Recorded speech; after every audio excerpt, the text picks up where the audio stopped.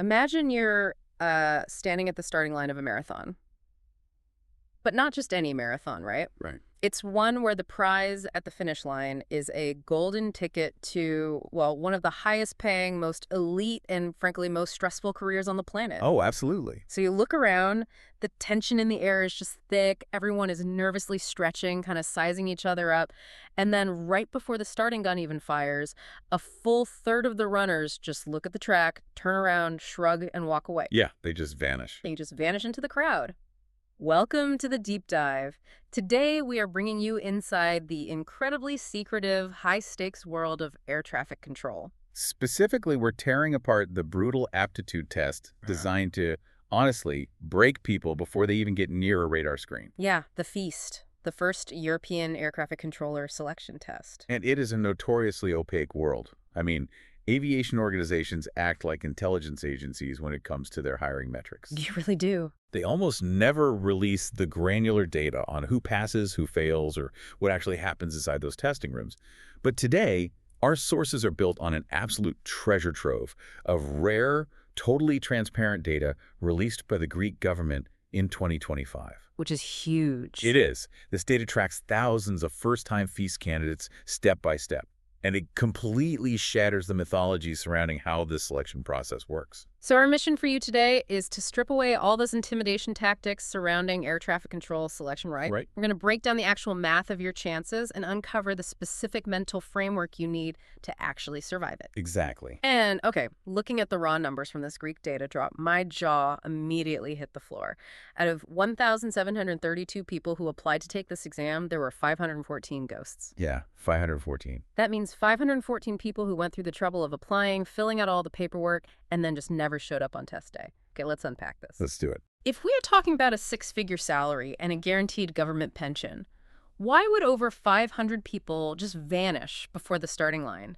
Are these numbers suggesting the competition is mostly just, I don't know, a psychological illusion? Well, that illusion is the very first filter of the test, right? And it happens before you even touch a keyboard. Wow. To understand those 514 missing candidates, you really have to look at the logistical friction and the massive psychological wall they hit. Right. So let's start with the friction. In Greece, simply submitting the application wasn't free. Every single one of those 1,732 applicants had to pay a €20 processing fee. Which, I mean, 20 euros might sound like loose change to some. Yeah, but for a 20-year-old college student or someone working retail, that is half a day of hard physical labor. Exactly. They had literal skin in the game. They gave up their money to be there. So they didn't just casually click a button while they were bored on their phone. They made a conscious financial choice to commit. It did. But then the morning of the exam arrives. And these tests, well, they're scheduled for weekday mornings. Oh, man. Right. Suddenly, that applicant has to ask their boss for a Tuesday off. Or they have to skip a shift at a job that actually pays their rent right now just to go take a test they might fail. That is a heavy logistical hurdle. It is. But even that pales in comparison to the intimidation factor. Think about the physical reality of taking this test. You aren't doing it from your couch in your pajamas. Oh. You have to travel, often taking a bus or a train from some rural town all the way into the capital city. Right, Athens. Right. You walk up to a massive convention center, and you are suddenly forced to look at 1,700 other highly anxious, highly competitive people. Yeah, just pacing around. For 514 of those applicants, the sheer scale of the crowd triggered a massive wave of imposter syndrome. They defeated themselves in their own heads and just went back to bed. I want you, the listener, to just think about a time you walked away from a massive opportunity just because the line looked too long or the room looked too crowded. It's a very human reaction. Oh, completely human. But wait, if having skin in the game still resulted in 500 ghosts, what happens in places where there is no fee? Does making it free actually help? Actually, quite the opposite. What's fascinating here is that the Greek data is actually a much healthier ecosystem, specifically because of that €20 fee. Really? Yeah. In other European countries where the aviation authority makes the application entirely free, the system gets completely choked. Oh, I can imagine. Without any financial friction, thousands of random people just click apply on job boards. They have zero relevant background. They submit blank CVs. They don't even know what an air traffic controller does. They just see high salary and hit submit. Exactly. These people become what the industry calls dead weight. Which artificially inflates the failure rates. It's exactly like the gym in January. Oh, that's a perfect comparison. Right. People buy a massive gym membership on January 1st, completely deluded about their own commitment, and by January 14th, the treadmills are a ghost town again. Yep. But the gym's entire business model relies on that dead weight. It sounds like the aviation authorities might actually rely on this inflated, terrifying failure rate to weed out the tourists. They absolutely do. So if the initial pool of 1,732 is inflated by these ghosts, what happens to the people who actually sit down in the chair to take the first exam? Well, that is where the real gauntlet starts.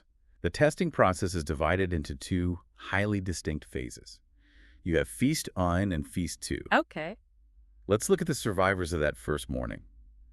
Out of the people who actually walked into the room in Greece, 717 passed Feast 1. Hold on, 717 out of roughly 1,200 people who showed up. Yeah. That is an incredibly high pass rate for a test that is supposedly the hardest in the world.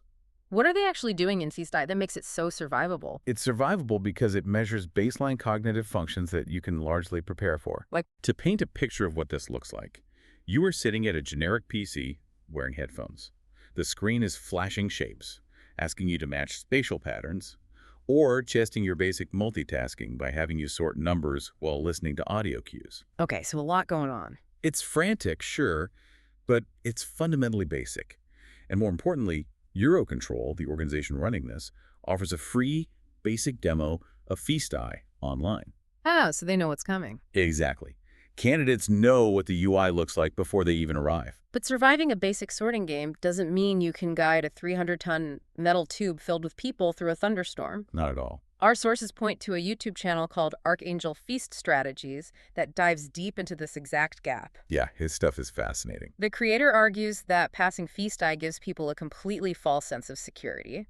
Because at this stage, it isn't about how smart you are, it's entirely about your mental endurance. And that is the critical blind spot for most candidates.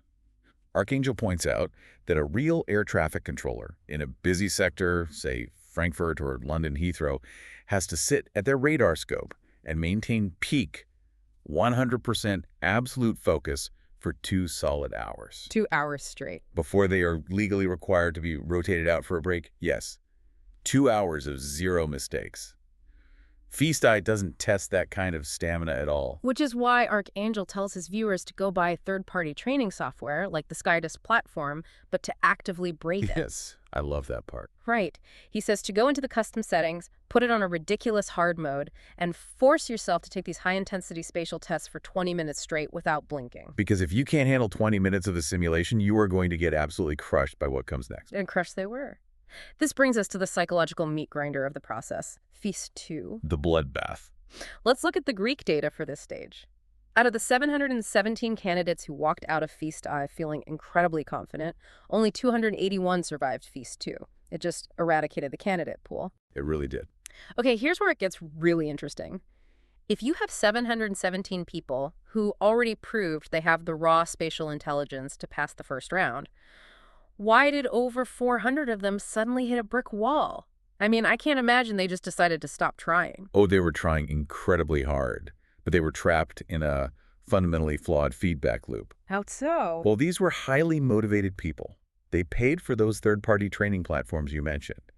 They sat in their bedrooms for weeks, playing the minigames on SkyTest, memorizing the patterns, and watching their scores climb to the 99th percentile. Okay. So they walked into Feast 2 feeling like absolute gods because they treated the aptitude test like a video game. Right. They built a glass cannon. They look amazing on the stat sheet. They can click a mouse faster than anyone else, but they shatter the second actual pressure is applied. Exactly. It's like assuming you're going to be an amazing Formula One driver just because you have the all-time high score in Mario Kart. I thought that's the perfect analogy. But let me push back here. Archangel says these candidates fail because they lack the true ATC mindset. You know, prioritizing, managing cognitive load, predicting conflicts. How on earth does a 20-year-old practice predicting a plane crash if they are just sitting alone at a laptop in their bedroom? What is the actual mechanism for training that? That is the million-dollar question, and it's exactly what Archangel tries to teach. You cannot train for Feast 2 by trying to get high score on a repetitive task. Right. You have to train your brain to intentionally overload its own working memory. Let me give you an analogy. Imagine you are playing Tetris on level 20. Okay, blocks are flying. The blocks are falling incredibly fast. Normal preparation is just learning how to rotate the blocks quicker. But Feast 2 is like playing Tetris on level 20 while someone is shouting algebra equations in your ear, and you suddenly have to answer them out loud without dropping a single block. So cognitive flexibility, basically meaning your brain doesn't just freeze up and crash when the rules of the game suddenly change mid-level. Exactly. Or, well, to avoid just agreeing with you, let's take it a step further. Okay. It's not just about not freezing, it's about temporal projection. When you look at a radar screen in Feast 2, you have multiple dots moving at different speeds. The people who fail are reacting to what the dots are doing right now. Oh, I see. The true ATC mindset means you look at the screen, project where those dots will be 3 minutes in the future, resolve the conflict in your mind before it even happens, and then you completely dump that information from your short-term memory to deal with a new emergency. Wow. Candidates who only practice clicking fast in Mario Kart experienced a total cognitive collapse when Feast 2 demanded real-time predictive logic under compounding stress. That paints a terrifying picture of what is going on inside those testing rooms. It really does. So the dust settles. We started with 1,732 hopefuls. We lost 500 to their own anxiety. We lost a few hundred more to the basic sorting hat of Feast the First. And the bloodbath of Feast 2 just wiped out 400 people who thought they were invincible. Leaving us with 281 survivors. 281 survivors standing in the arena. They've proven they have the endurance, the cognitive flexibility, the predictive logic. Now I had to talk about the final stage, the actual odds of getting hired. Right. And looking at the official math, I was ready to tell our listener to just go be an accountant. Officially, the Greek government only had 97 job openings. Yep, 97. If you divide 97 jobs by the 1,732 people who applied, that is a success rate of about 5%. You are telling people they are fighting a literal war for a 1 in 20 chance. It is a profoundly depressing statistic, and it is also a complete verifiable lie. Wait, a lie? The 5% figure is a mathematical illusion that aviation authorities allow to exist because it serves their purposes. It perpetuates the very intimidation we talked about at the beginning. Let me challenge you on that. How is it a lie if those are the literal numbers on the spreadsheet? 97 jobs, 1,700 applicants. Because the denominator is wrong. Yeah. To calculate the true win rate, you have to discard the noise. The noise. The 514 ghosts. Irrelevant. The dead weight who just clicked a button. Irrelevant. The real pool of actual viable competitors is only those 281 survivors of Feast 2. Okay, that makes sense. But the revelation doesn't stop there. Governments do not just hire 97 people and throw the remaining 184 passing candidates into the trash. They don't. No. They keep that pool of 281 certified survivors active on a registry for 2 to 3 years. They continuously draw from it as older controllers retire, fail medical checks, or new radar sectors open up. Wait, are you serious? So the people who passed but didn't get the initial 97 slots are basically sitting on a VIP waiting list? Yes. When you calculate the actual hires made over that 2 to 3 year active period against the 281 real candidates, the true success rate jumps from a dismal 5% to an incredibly achievable 23%. 23%. And before anyone worries about the subsequent psychological evaluations or medical checks, historically, those final steps only cut a negligible 2 to 3% of the remaining pool. So practically speaking, if you can train your brain to survive the cognitive overload of Feast 2, you have nearly a 1 in 4 chance of landing one of the best jobs on Earth. Not 1 in 20, 1 in 4. That's the reality. And if we connect this to the bigger picture, we have to look at why governments structure their hiring this way. Why do they? It comes down to sheer, brutal economics. Administering the Feast exam is staggeringly expensive. Eurocontrol holds an absolute monopoly on the testing software, the licensing, and the grading standards. Right. Governments have to pay the massive licensing fees just to boot up the programs. Now, imagine the logistics of securely testing over 1,000 people. It sounds like a nightmare. It is. You have to rent out massive convention-style halls. You need to supply hundreds of identical standardized PCs. You need flawless, dedicated internet access.